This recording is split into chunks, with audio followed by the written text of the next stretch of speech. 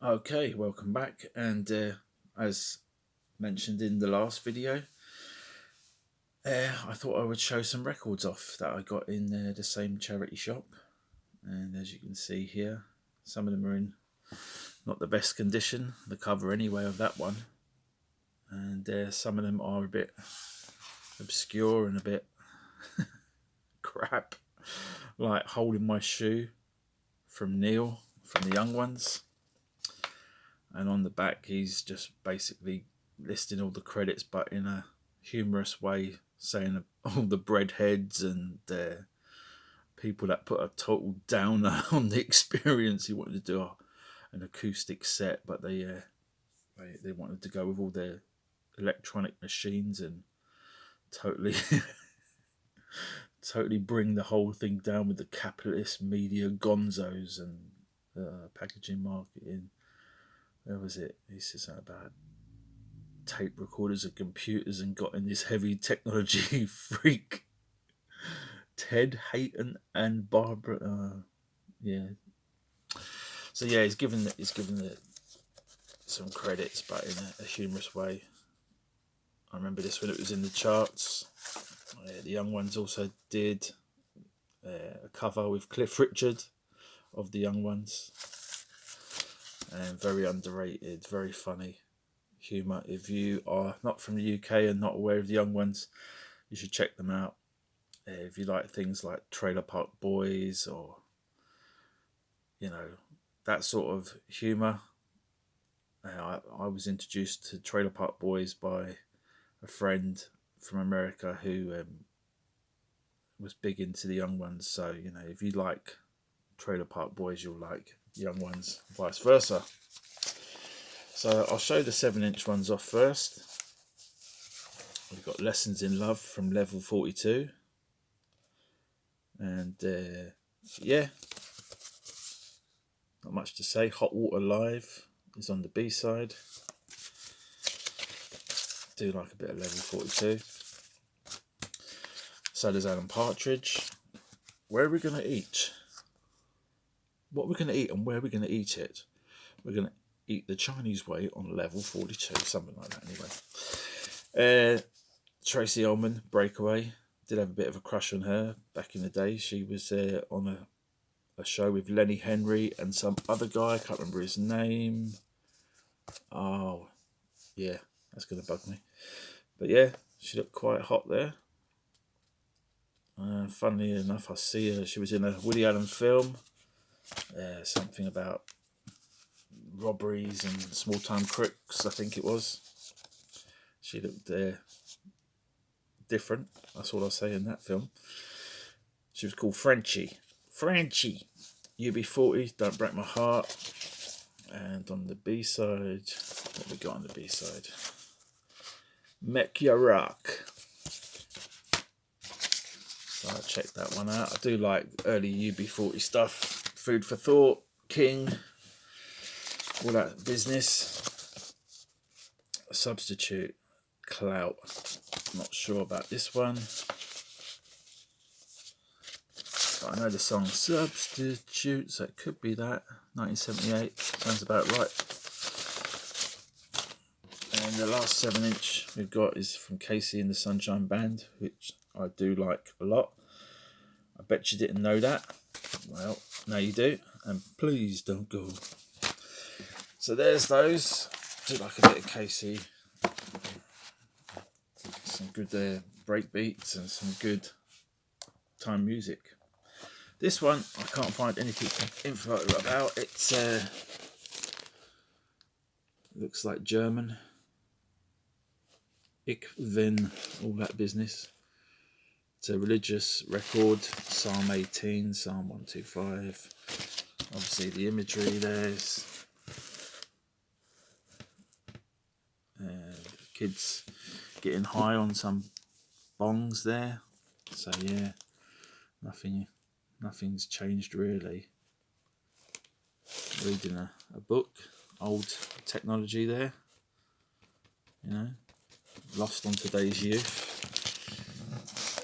You wouldn't know what a book is. No, I'm only joking. We've still got books. could still read them, but you know, now it's a lot of it's electronic. I can't even say that in French, but The Umbrellas of Cherbourg. Dialogue by Jacques Demy, music by Michael Legrand, Louis Deluc. Prize 1964. A gift at £1.35. Check that out. Old label. Very nice on the Philips label. See a few of these on eBay. Don't think it's worth a hell of a lot of money, but thought I'd pick it up. So I got a lot of movie soundtracks. This one I did see on eBay a while back. I was going to pick it up for about £5. I missed out, and then it jumped up to £10, so I let it go. There was this album and another one by this guy, John Keating. He done Moog, Jesus Christ Superstar. That's the one I really wanted. This one isn't as good, but it's a nice cover. And it's got some stuff on there. Feel the Earth Move, and then Planet. Star Trek by Roddenberry. Jesus Christ by Tim Rice, Andrew Lloyd Webber. Sound of Silence by Paul Simon. Signal to Saturn by John Keating. So yeah, it might be worth listening to that one. This one I've got a couple of copies of already, but Wendy Carlos, or as she's known now, but I think she was called, or he was called back in the day, something else. So yeah, it's a good album. It's a good album. If you like sort of Clockwork Orange sort of stuff, you'll like this. So I've got a couple of copies, but it's always good to have. It's not worth a hell of a lot of money, but love the cover, and I love some of the Passages music on it. This one is another weird one. On eBay, this one can go anything from a £5 up to like 40 something quid. I was like, what's so interesting about this? And then I see this name here, and then a lot of the titles, people were selling this album as a Jean-Jacques Perrey album, which is a collaboration between him and this Kingsley guy. Who's the Kingsley guy? Oh, here we go. Gershon Kingsley, don't know him. But obviously somebody likes Moon River on this one, with asterisk it. Is that how you say it? Asterisk it. Anyway, asterisk it. And it's got the Umbrellas of Cherbourg again.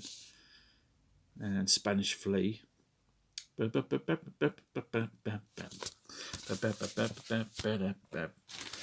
that one's looking forward to listening to. And this one, Oscar Peterson piano solo. Again, not worth a hell of a lot of money on the BASF label. Bit of nostalgia. There's the label. And the write-up on the back says there's two of these albums, and this one is the better of the two, in this guy's opinion. And yeah, I think I've got some Oscar Peterson stuff. I'm not a big jazz fan, but you know, I'm willing to give anything a go, from electronic to psychedelic and anything in between.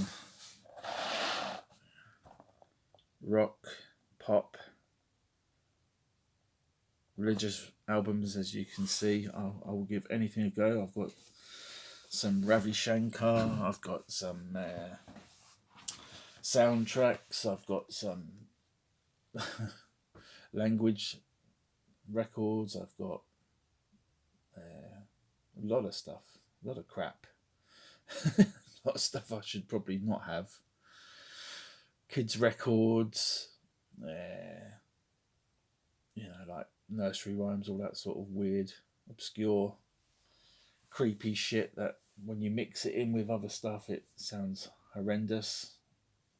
Acid, like a bit of 90s, 80s acid. Dance music from the 90s. techno and electronic and all that sort of stuff. But charity shops are very hit and miss. Sometimes you get a lot of Des O'Connor, a lot of Klaus Wunderlich. Some of Klaus Wunderlich stuff's all right. But yeah, you'd see a lot of this back in the day, switched on back. But some of these are, you know, desirable. Great covers, if nothing else. And this one, again, probably not great, but great cover. So yeah, tell me what you think. Those kids on the bongs. They're probably pipes or some flutes or something, but they do look like bongs to me. Crazy. All right, thanks for watching. Take it easy, and be back soon with, I keep saying Yan Toys Clockwork Orange. Maybe I'll do that today. Get it out of the way. I'm not even that keen on the figure anymore. I might actually sell it. So I'll probably just do a quick review, box it back up and stick it on eBay, because I've already got another figure. Unless it really blows the other figure away, the Craft 1, whatever it is. If it blows it out of the water, I'll probably have to make some sort of decision. I've got a spare head for it, so maybe a head swap is in order. Yeah, I do like the film Clockwork Orange, so I am interested now to see it. I have seen other people show it, and is it worth the effort? Yeah, I'll get it out and show it to you. I'll show it to you. All right, stay tuned for that. Be back soon.